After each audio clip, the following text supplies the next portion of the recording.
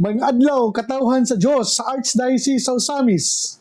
Sa ngalan sa tong talahuron nga Arsobispo, Archbishop Martin Sarmiento Humuad, Didi, ug uban sa mga kahugpungan sa mga kaparian sa tibok lokal nga simbahan sa Osamis. Kini ang inyong amigong higala, Father Mark Julius Casaba Samonte. Maghahatod og pamalandong ninyo karong adlaw, adlaw karon nga Huwebes, adlaw karon nga Pasko, ang pagkatao sa atuang manunubos na si Jesucristo. Ang ebanghelyo na atong pagbasahon o pamalandungan karon, atong pagkutluon sa ebanghelyo, sumala ni San Lucas. Sa namalik na ang mga anghel ngadto sa langit, ang mga magbalantay sa karnero nag-inanay, mangadto kita sa Bethlehem og nagtan-awon ta kining nahitabo nga gisugilon kanato sa Ginoo. Busa midali sila pag-adto og hikaplagan nila si Maria og si Jose og nakita nila ang bata nga naghigda sa pasungan. Sa diha na ang mga magbalantay nakakita sa bata, gisuginlon nila ang gisulti sa anghel may tungod kaniya. Ug ang tanang mga nakadungog diha nahibulong sa gibalita kanila sa mga magbalantay sa karnero. Nahinumdum si Maria nining tanan ug nawalandong siya sa pag-ayo mahitungod niining mga butanga. Ug namauli ang mga magbalantay ug nag-awit og mga pagdayeg sa Dios tungod sa tanan nga ilang nadungog ug nakita. Sumala gayod sa gisugilon kanila sa anghel. Mga igsuon ang ebanghelyo sa Ginoo. Daygon ikaw, Kristo. Merry Christmas kanatong tanan, mga igsuon gud ni Kristo. Isip usa sa mga pari sa Archdiocese sa Osamis, ako malipayon nga mo hatag sa kuang greetings pagtingbaya o paghatag sa akong blessing nga tanang mga naminaw karon nga nagsaulog kita sa season of Christmas. Hinaot po unta na kita puno sa kadasig, puno sa kalipay, o kanunayon kita nga malaumon nga bisan pa man sa mga pagsulay og suliran sa tong kinabuhi, naagyapon diya ang gitawag nato nga desire to follow the Lord, because ang pagsunod nato ni Kristo dili man pagsunod nga kanang murag blind. Mao na ang iyang pagkatao nagpahinumdom kanato nga ang Dios nga nasa taas ni kanaog uban kanato. Minduyog ambit sa kasakitan, sa kasinatian, buwakhak, katawa, kaguol, kalipay, gibati niya ang gibati natong mga tao aron ipasinati kanato na kitang tao wala na ginusara aning kinabuya nga ang Ginoo nagugkanunay naguban kanato pinaagi ni Hesukristo. Hinaot pa unta in the season of Christmas nga kita kanunay nga mahimong maampingon usab sa tuwang mga kaugalingon tungod kay daghan ra batag mga pagkaon karon, no? Daghan kitag mga celebration, extra care ta sa tuwang mga gipangkaon mga igsuon kay tungod kay bantayanan na kayo atong mga health karon. Hinaot pa unta nga dili man problema ang mukha og lami, so just take a little of everything. So it is healthy tips gikan sa igsoon na si Father MJ aron usab nga atong i-celebrate ang Christmas nga layo kita sa mga health problem. Mga igsoon, tugutin niyo ako nga ipaabot ako ang greetings ug pagtimbaya. Salamat kayo sa nagpadala sa ilahang gift o kanang usa sa mga una na kong nadawat nga regalo, no, from Rene Althea and family. Merry Christmas po ninyong tanan. Salamat kayo, ma'am. O salamat usab sa nagdala sa driver nga mao nag-deliver gyud diri sa Immaculate Conception Cathedral. Salamat usab sa ako ang mga kaubang mga kaparian nga nahimong tipik kong kabahin nga mahimong meaningful akong Christmas bisag layo man akong pamilya. Na sila naman akong pamilya diri karon. Kipanguluhan sa tuang Cathedral Rector, Father Lani Serino, o sa atong mga kaubang mga kaparian diri si Father Mario Marcana, si Father Jeffrey Oracion, ug labi na sa ato ang Kura Paroko nga mao atong mahal na Arsobispo Archbishop Martin Sarmiento Humuan. Mga igsoon ko na ni Kristo, daghang salamat sa inyong pag-uban in this year 2025.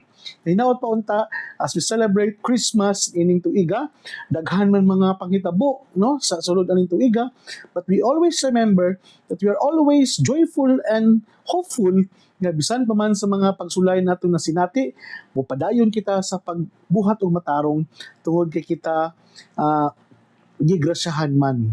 Kay kita gigrasyahan man, mahimo usab kita nga grasya ngadto sa uban.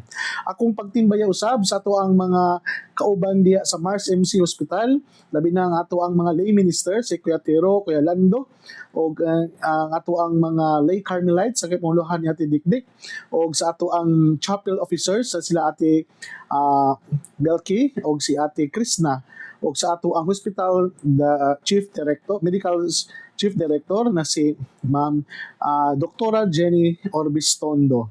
O sa ato ang mga higala diyan ng mga nurses, labi na sa ato ang chief nurse na si Ma'am Chelo, ug uban siyahang mga kauban ng mga nurse diya sa nursing station sa Mars MC Hospital. Usab sa ato ang mga security guards, sa mga doctors diya sa ER, ato ang mga higala diha sa matag nurse station no nga mabiabihon kayo kung mangutan ta asa dapitan ni unsa ni they are very anang mutimbaya gud sila ug mohatag gud sila oras ug panahon nga i-entertain ta nila mga igsoon. Salamat kayo mga igsoonan ko diya sa Mars MC.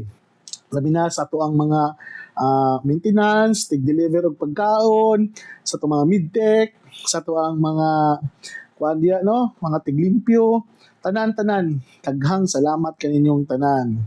Og ako ang pagtimbaya usab sa tuang suod nga mga doktor diha sa Mars MC, labi na ni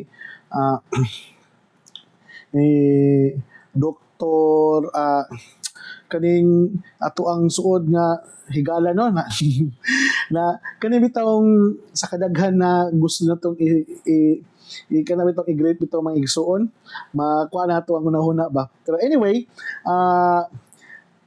sa ako ang mga higala o kauban nga mga kanunay na kong mahimamat diya no sa every time nga muduaw ko sa Mercury Drug nga mo abi-abi po nato no nagipangunahan ni Ma'am Christy Lumakad og sa iyang ginikanan og sa mga kauban usab sa mga trabaho diya sa Mercury Drug Katagman Branch. Salamat kayo May ug sa mga kauban diha nga mabibihon kamo nga mo entertain labi na sa inyong mga customer. O diha pod sa Mercury Main Branch. Merry Christmas kaninyo. Ug sa ako ang mga higala usab nga mga naminaw karon diha sa Manila, daghang salamat nga inaot pa unta nga sa inyong pagpaminaw sa ni ato ang DXDD ang pulpito sa kahanginan nga kanunay nga naghatag og kana bitong kadasig og naningkamot usab nga palamuman ng atong pamalandong. Inaot pa unta nga kita isip inyong ubos nga sulugoon, inyong tabangan sa pagpadayon pinagi sa inyong pagampo og pagsuporta. Salamat kayo no na kamo nga naghatag og kanang kadasig kanako diha sa Manila, panguluhan ni Ma'am ni Nanay Lai Del Mundo ni sa Sabaduan Kahandig family, dayon ni Tita Pat Rojas ni og sa tong mga higala diha no si Ma'am Sara, Ate Bless og ni labi na ni Tita Barira and family diha sa New York. O katong mga kaigsunan usab diha sa Pagadian ng mga kaparian no. So daghang salamat sa inyong makadunayon nga paghigala o hinaot pa unta nga makadunayon kamo nga mopadayon sa pagpangalaga diha sa katawhan sa Dios. Mga igsoon, ato ang karon tagaag pagtagad ang ato ang ebanghelyo ni San Lucas no na usa ka gabi samtang kusog kayo ang ulan sa niebe. Alam bitawng na istorya ba nga ang usa ka lalaki na komportable kayo sa iyang balay, nagbasa siya atubangan sa kalayo, Then ingon siya sa iyahang kaugalingon nga, mas maayo pa siguro no na magpabilin ko dinhi kaysa moadto ko sa simbahan karong Pasko. Pero samtang siya nagbasa, nadungog niya ang adunay mga ibon nga nabangga sa iyahang bintana. Then kaning mga ibon, mga igsoon, kaning mga langgam, nangita og kapuy-an, kapasilungan, kay kusog kay lagi ang kanang snow, ang niebe. Siguro gipangtugnaw mo to sila. Mao na nga, tungod sa simpatiya niya, naluoy siya sa maong mga ibon, sa mga langgam. Nagplano siya nga dadon niya dadto sa iyang kamalig aron makapasilong kaning mga langgam. O giablihan niya ang pultahan sa iyang balay o apan wala man misulod ang mga langgam, wala man misulod ang mga ibon. Gi-attempt niya og sabugan og bumho. Pero hapay-hapay pa niya ang iyang mga kamot aron tawagon sila. Pero wala gyapon. Unya mingon siya sa iyang kaugalingon, kung langgam palang unta ko, kung ibon palang unta ko, masabdan unta nila ako. Og sa dihang nadungog niya ang kampana nga nagtawag sa misa, didto niya nasabtan ang tinuod nga kahulugan sa Pasko.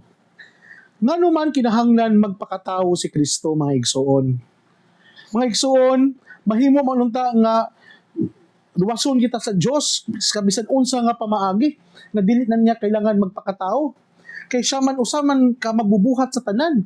God is an omniscient God. God is an omnipotent God. God is an all-knowing God. God is everything. So by all means kaya niya nga luwason kitang mga katawhan nga dili na niya angay ipakatawo ang iyang anak. Apan sama sa istorya, masabtan lamang sa usa ka ibon ang ibon, mausab ang Dios nagpakatao aron masabdan nato ang iyang gugma.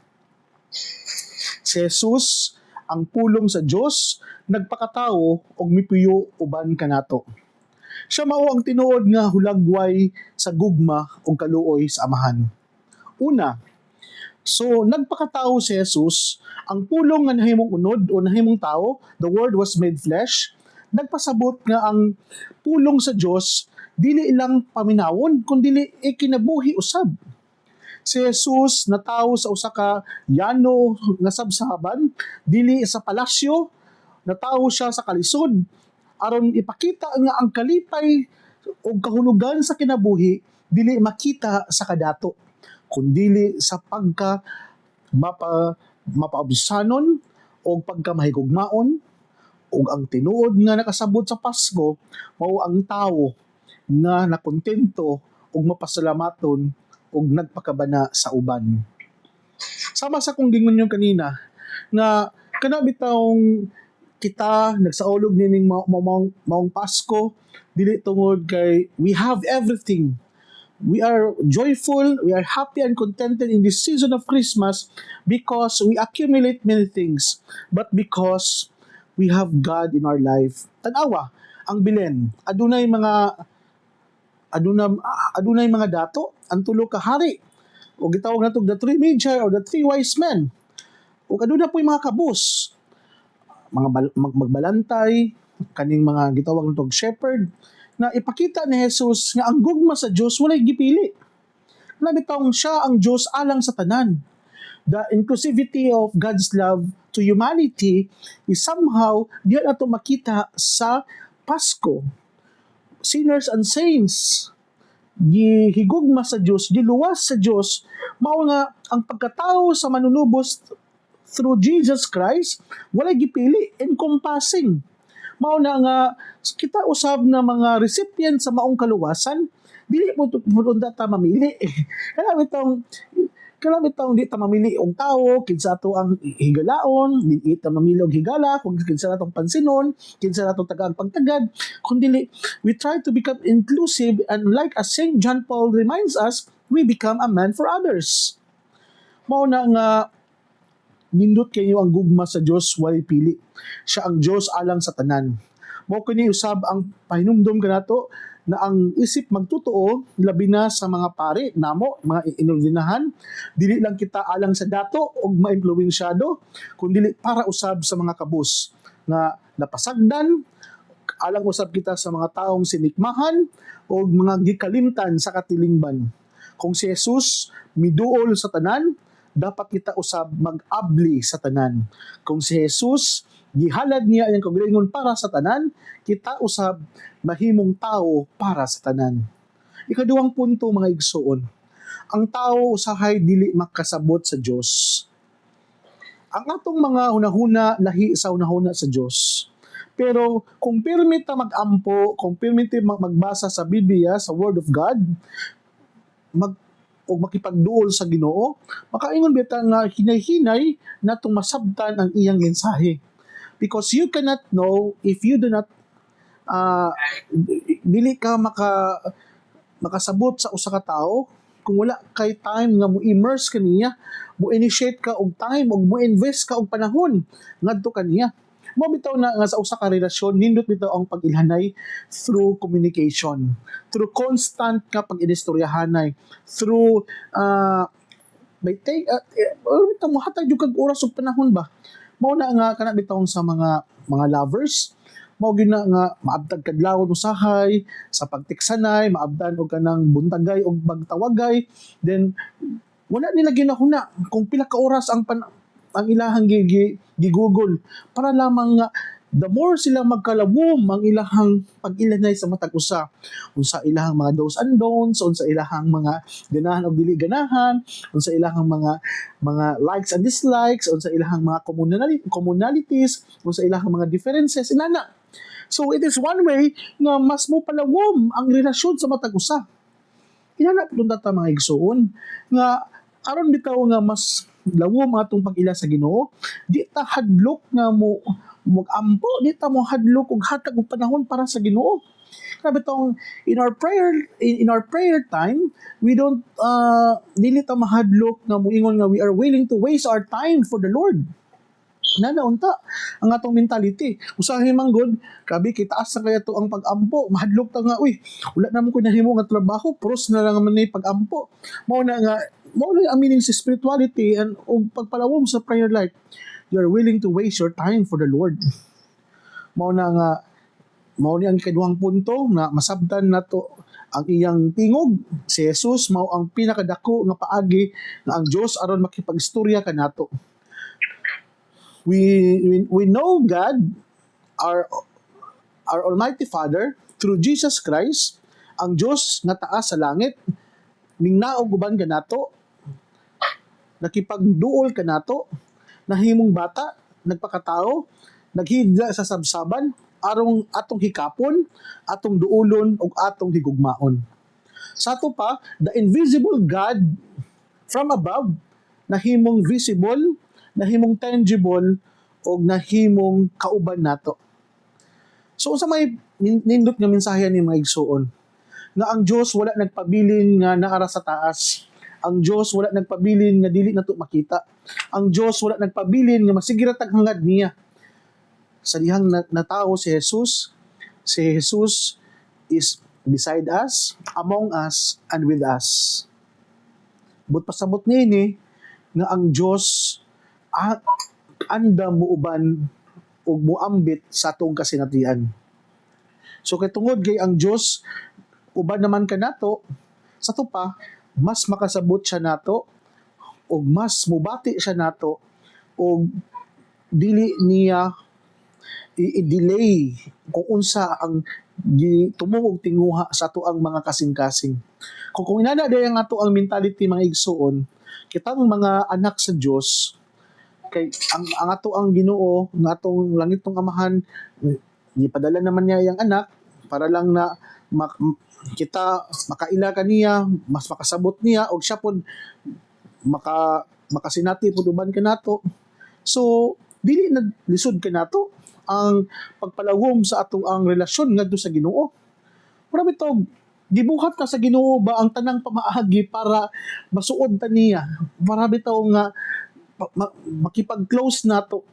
Siguro mo mapunta sa tong part siguro pod oy nga garbuso ra pud kita nga ang Ginoo ra gyud naghimo og pamaagi nga mo take og initiative na masuod ta niya. Unsa po to ang part pod na makaingon ta nga nakipagsuod pud ta niya in return. Ana ba? Ang Ginoo ra gyud permente mohimong initiative ang Ginoo ra gyud atong pasagdan gyud nga upailas yang kaugalingon. Unsa po nga to ang mga gitawag nato nga extra effort to know God, to how to create an intimate relationship with God through Jesus Christ. Siguro dili man inana kadali nga makipagrelasyon sa Dios tungod kay ang Dios misteryoso man. Ang Ginoo nga dili man nato ka level kay usahay ang yang panglantaw very universal kana bitaw para sa tanan. Pero bisan pag dili man nato totally ma-comprehend, ma-fathom ang pagka-misteryoso sa Ginoo. Pero kung kita andam lang nga mo-submit sa ato ang kabubuton ngadto sa Ginoo, sa hinay-hinay mo unfold pod ang mga realidad nga ngano mao kini ang pamaagi sa Ginoo. Yes, dili dali ang pamaagi sa Ginoo mga igsoon. We have to accept that one.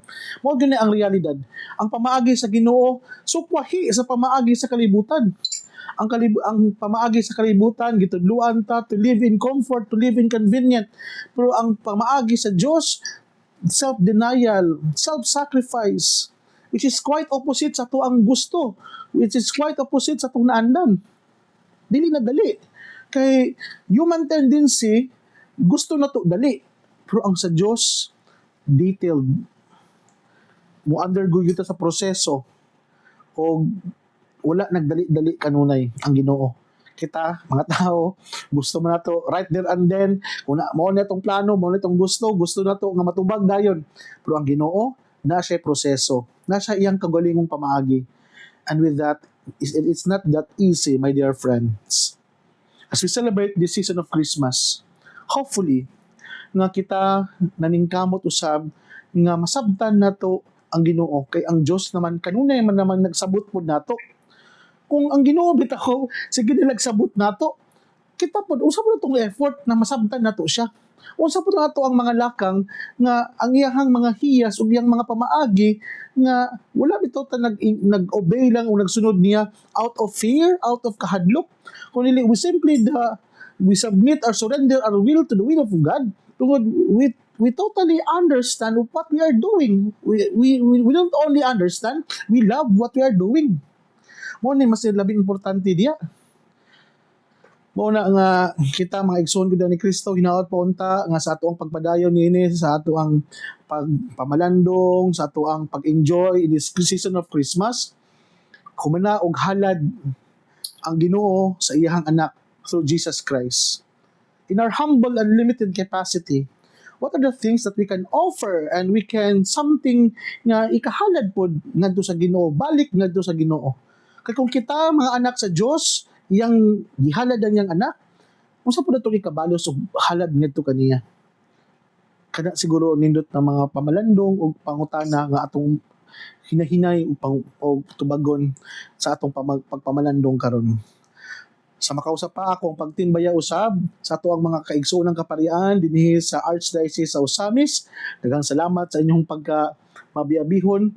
For 2 years ko dire sa ato ang Archdiocese. Salamat kayo nga gipabati niyo kanako.